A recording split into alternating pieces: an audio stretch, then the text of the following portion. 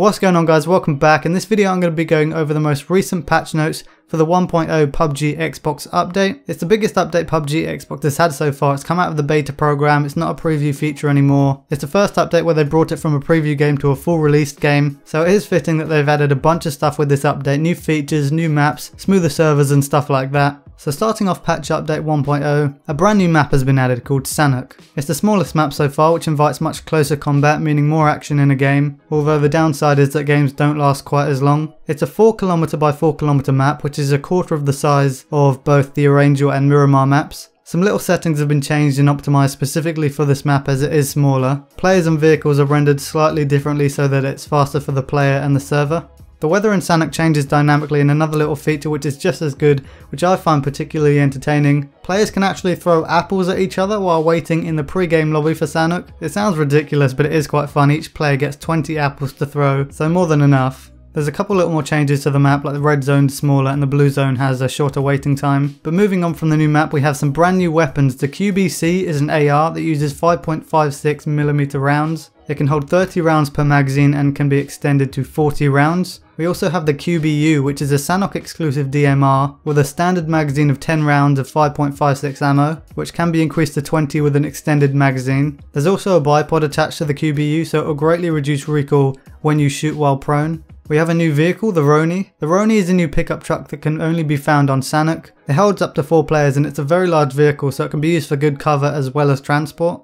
Next on the update list is the weapon skin system. From the customization menu, players can select different skins that they have on each weapon. You can acquire different skins through the Raider crate in the store. Parachutes also have a customizable skin option from the menu, although the only available skins at the moment are the Xbox branded parachutes, which preview players got, and the Bengal Tiger skin, which is available to purchase from the store. The crate system is another new feature with this update, which allows you to buy different crates that have a huge variety of items inside them. Weapon skins, items of clothing, stuff like that you can gamble on with a new type of in-game currency. It's a bit like supply drops from Call of Duty where you can purchase specific categories of crates. So you roughly know what's inside the crate that you've chosen, but it's still a random gamble on what you're going to get.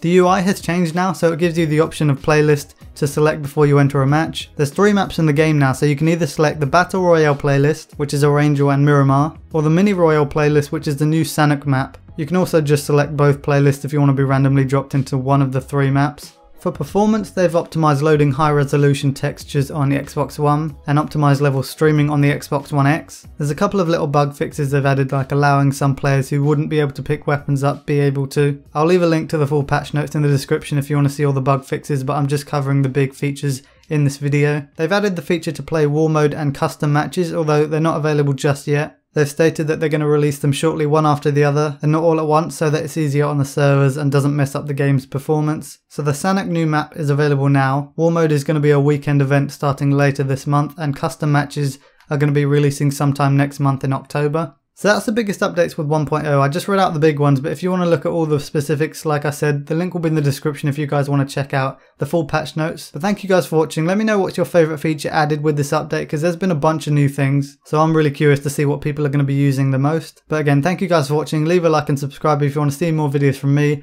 and I'll see you guys in the next video.